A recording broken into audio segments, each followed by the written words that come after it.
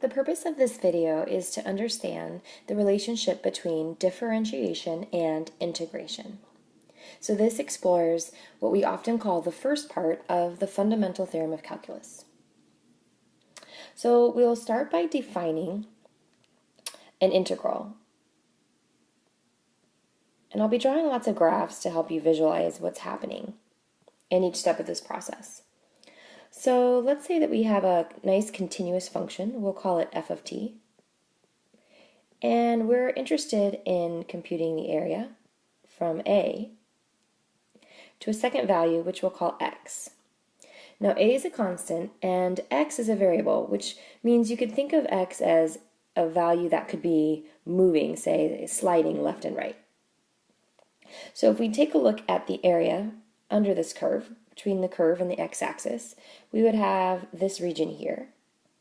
And you can see for this particular function, as x moves to the right, or as x gets larger, the area would get larger, and as x gets smaller, the area would get smaller. So the area of this region depends on the value of x. Therefore, I could go ahead and call this area g of x. G depends on the value of x. So we could define g of x as the integral from a, which is a constant, to x, which is a changing value, of f of t dt. So we're interested in finding out what happens when we take the derivative here. So this is our goal, essentially.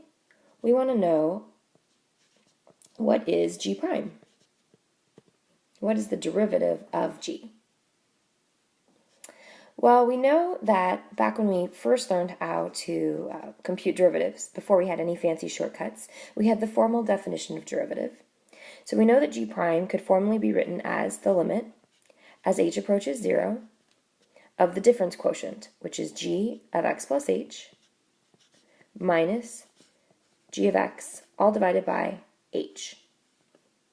So we're going to take a look at this difference quotient and see what each piece represents on our graph here. So let's start with the first piece, which is g of x plus h. So I'll first take you actually to our integral here so we can see what it looks like.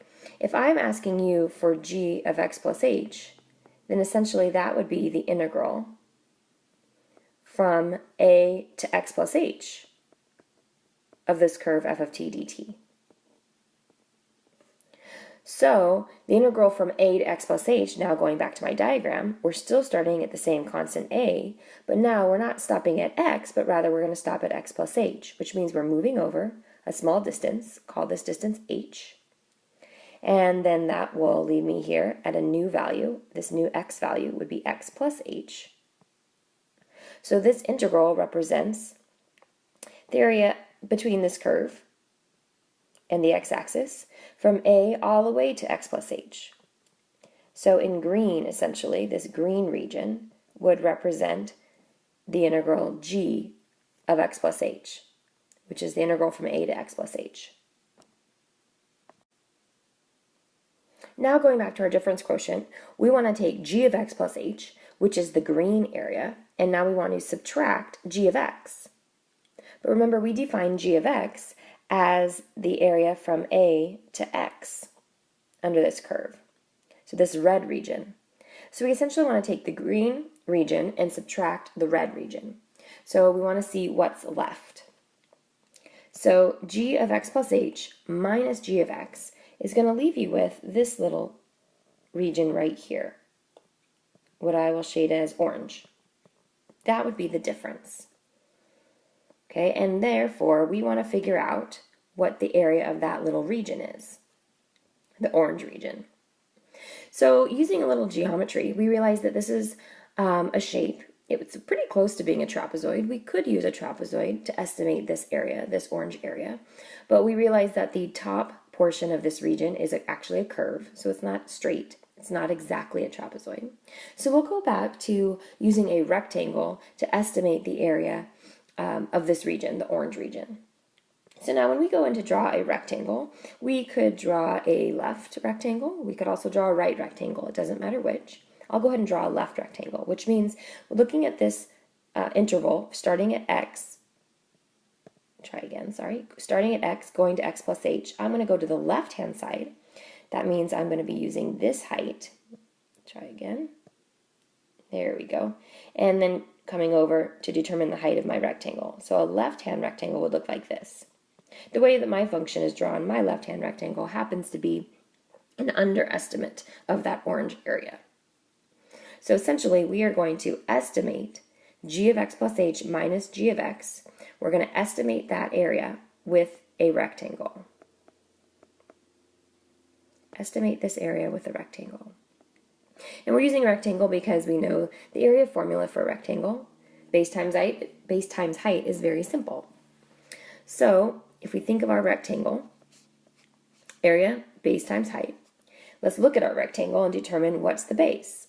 Well, the base of my rectangle here was the distance from x to x plus h. We already knew that distance was h. So the base we can call h. The height of my rectangle, which is this height here, was found by inputting this x value into my function.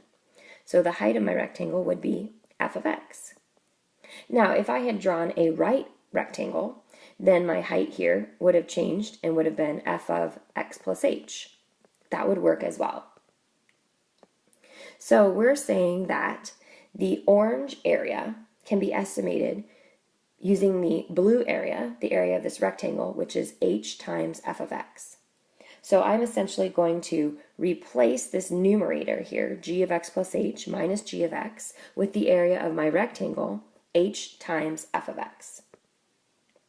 So now my derivative looks like this. We've got the limit as h approaches 0 of h times f of x, all divided by h.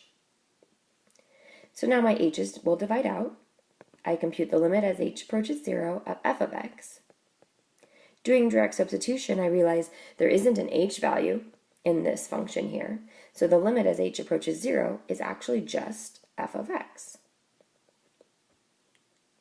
So now we have to look and see what actually did we accomplish here. Remember, we were trying to find the derivative of g, but g up here, g was an integral.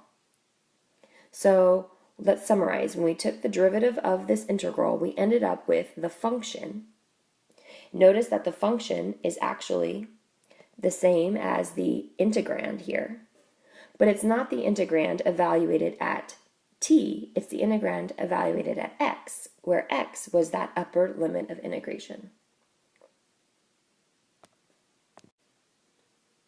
So to summarize, if we're trying to compute the derivative of an integral, where that lower limit of integration is a constant, upper limit of integration is a changing value. So we're taking the derivative with respect to x of the integral from a to x of some function, we'll call it f of t dt. We just found that essentially the differentiation will undo the integration. It'll leave us with my function here, f, but it will be evaluated at the upper limit of integration. In this case, that was x. And so this is enforcing that idea that differentiation and integration are essentially inverse operations. They undo each other. And this is what we refer to as the first part of the fundamental theorem of calculus.